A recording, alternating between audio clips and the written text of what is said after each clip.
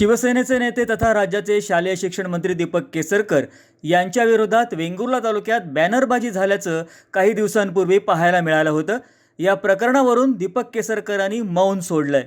मी लोकसभा निवडणूक लढणार नाही, मी विधानसभा निवडणूक लढणार असल्याचं जाहीर केल्यानंतर मुद्दामहून माझ्या विरोधात एक विशिष्ट व्यक्ती बॅनरबाजी करते। असे बॅनर लावून मला कोणीही लोकसभेला जाण्यासाठी जबरदस्ती करू शकत नाही, असा टोला शालेय शिक्षण मंत्री दीपक केसरकर यांनी लगावलाय। दीपक केसरकरांनी कोणाचंही नाव घेतलं नसलं तरी त्यांचा रोख भाजपचे नेते माजी आमदार राजन तेली यांच्यावरच असल्याची चर्चा सुरू आहे। पाहूयात। एक विशिष्ट व्यक्ती ज्यांना वाटत होतं मला कोणाचा उल्लेख करायचा नाही। मी डिक्लेअर केलं की मी लोकसभा लढवणार नाही, मी विधानसभा लढवणार। विधानसभेसाठी मी भरपूर काम केलेलं आहे, सगळ्या मतदारसंघाचा कायापालट केलेला आहे। एकही मी अनाऊन्स केलेलं काम आज मतदारसंघातलं शिल्लक नाही, सगळीकडे कामं चालू आहे।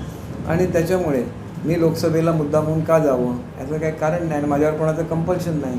मी लोकसभेला जाणार नाही आणि विधानसभा लढवणार, म्हणून जर माझ्याविरुद्ध कोण बॅनरबाजी करणार असतील तर लोकांनी त्याच्यापासून धडा घ्यावा। आज जे कॉन्ट्रॅक्टरना पिडतात ते उद्या पदावर आले तर काय करतील याचा साधा विचार केला पाहिजे। त्याच्यामुळे मला कोणाची नावं घ्यायची नाही आहेत आणि मला कोणी लोकसभेसाठी प्रेशराईज करू शकत नाही असे बॅनर्स छापून।